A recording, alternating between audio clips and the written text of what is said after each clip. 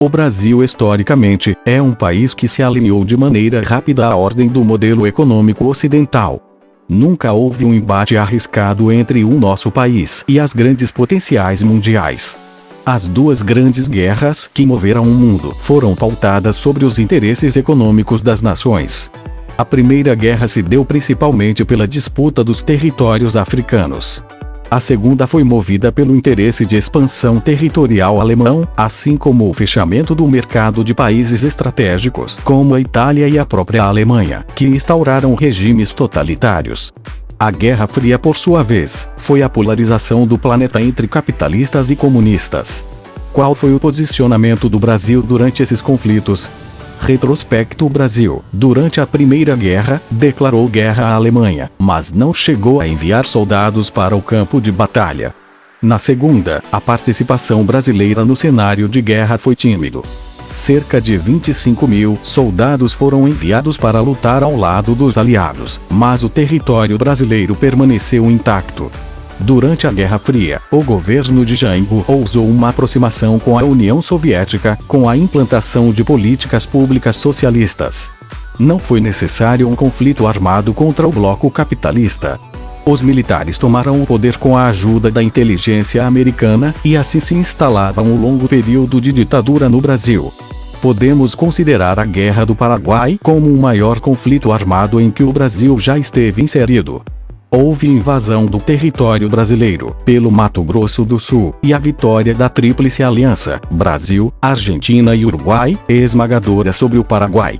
No entanto, o Brasil estava em maior número, com o apoio das forças argentinas e uruguaias. A realidade armamentística da época não pode ser comparada à realidade bélica da atualidade. O que abre brechas para indagações. Como seria uma guerra no Brasil, se o conflito acontecesse hoje? O nosso país estaria preparado? Vantagens da guerra: as guerras são movidas por discursos ideológicos, políticos, religiosos e morais. No entanto, há de se considerar que a principal motivação das nações sempre foram os interesses econômicos e territoriais. Sendo que a expansão do território também é uma maneira de ampliar as vantagens econômicas.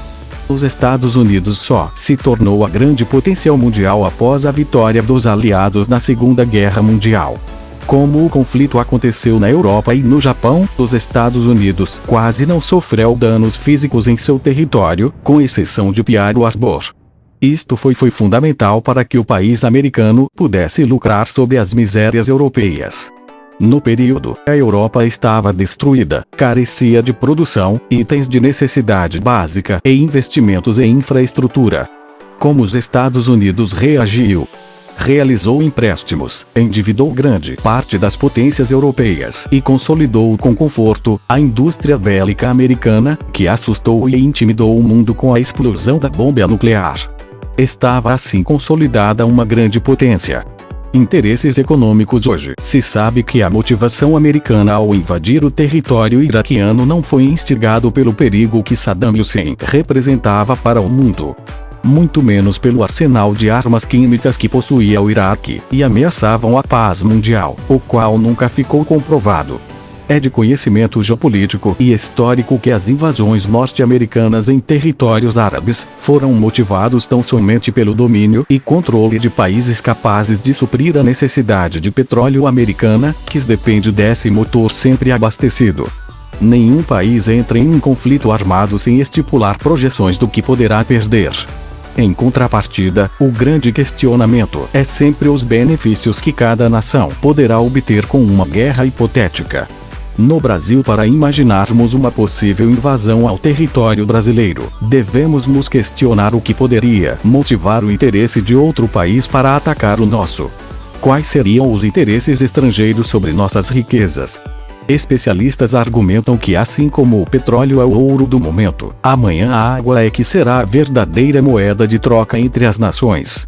O aquecimento global, a larga utilização da água para fins da agropecuária, o aumento da temperatura da terra e a escassez das chuvas, levam ao mundo a crises temporárias no setor hídrico.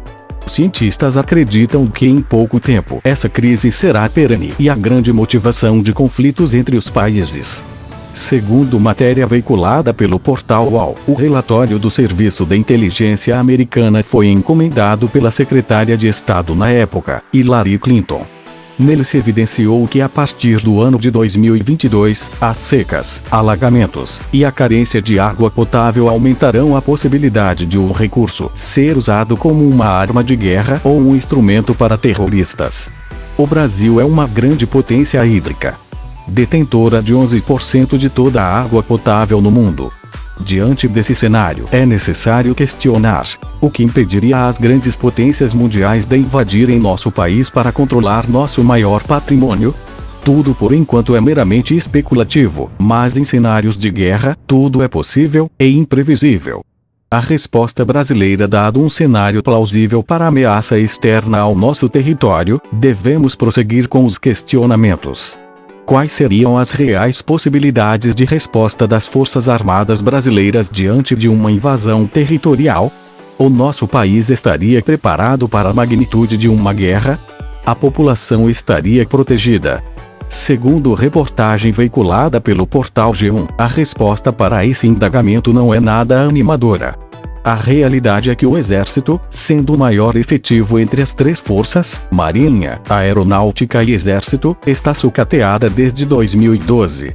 Relatos divulgados pelos generais estimam que a munição disponível para uma resposta de guerra duraria cerca de 1 hora, ou menos, e só.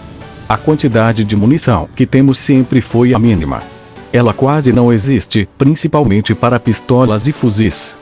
Nossa artilharia, carros de combate, grande parte do armamento, foram comprados nas décadas de 70, 80. Existe uma ideia errada de que não há ameaça.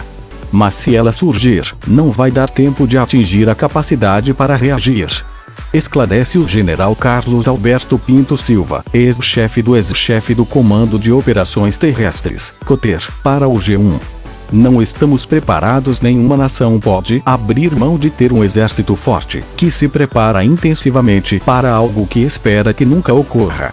A população tem que entender que é preciso ter essa capacidade ociosa, sempre, para estar pronto para dar uma resposta, se o dia for necessário. Argumenta o general Fernando Vasconcelos Pereira, diretor do Departamento de Educação e Cultura do Exército. A principal preocupação da defesa brasileira é o controle das fronteiras. A região amazônica é densa e pode ser uma porta de entrada fácil para invasões estrangeiras. A Estratégia Nacional de Defesa, inclusive, entregou um relatório ao Congresso Nacional, onde se destacava no texto a existência de ameaça de forças militares muito superiores na região amazônica. Ranking das potências militares no mundo. De acordo com o último levantamento divulgado pelo site especializado em geopolítica e militaria, a Global Firepower, o Brasil ocupa o 17º lugar, no ranking dos países com as forças armadas mais poderosas do mundo. Dada a população gigantesca do nosso país, os números não fazem sentido. O poderio militar de nações menores, como o Egito, encontram-se em 10º lugar, o Paquistão em 13º. Até mesmo o Vietnã está à frente do Brasil, em 16º. Como é de se esperar, os Estados Unidos ocupa a primeira posição, seguido da Rússia e da China, em 3º. Só se pode entender a defasagem das forças armadas brasileiras quando analisamos o baixo investimento do PIB nesse setor.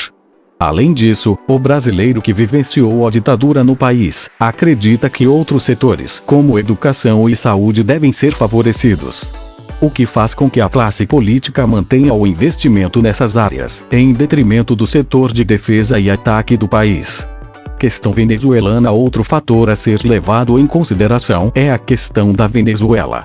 Se o país fosse apenas uma nação com ideologias comunistas, que não interferisse nas vantagens econômicas de grandes potências, o país provavelmente seria negligenciado, assim como foi durante tanto tempo a Coreia do Norte.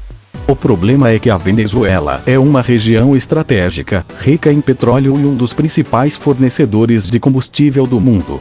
Só os Estados Unidos importam cerca de 777 mil barris de petróleo por dia da Venezuela, ficando atrás apenas do Canadá e da Arábia Saudita, segundo matéria da Folha de S. Paulo.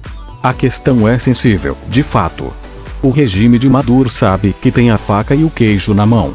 Por outro lado, a crise econômica no país é alarmante. Casos de maiores prejuízos, como a elevação dos preços nas bombas de combustível nos Estados Unidos, poderia levar a um conflito armado. Guerra civil. Isso se uma guerra civil dentro da própria Venezuela não for deflagrada. O que de qualquer maneira poderia respingar no Brasil, devido à fronteira entre os dois países e os interesses brasileiros no confronto. O Brasil precisa, portanto, estar preparado para lidar com o colapso da Venezuela, evitando ao máximo que o território brasileiro seja contaminado. A Turquia, que é um país com similaridades ao Brasil, viu seu cenário interno se deteriorar ao não saber lidar com a guerra civil na vizinha Síria, aponta o jornalista Guga Chakra, para o estado de São Paulo. Balanço final. Resultado: não podemos eliminar a possibilidade real de uma ameaça ao território brasileiro. Os números mostram que se fôssemos invadidos, nossas forças não seriam capazes de nos proteger. Essa é uma situação alarmante, e de pouco impacto e conhecimento da população brasileira. Mas e você? O que pensa sobre essa questão? Não esqueça de deixar o seu comentário. Aproveite também para compartilhar a matéria a fim de envolver mais pessoas nesse debate tão polêmico e sensível para o país.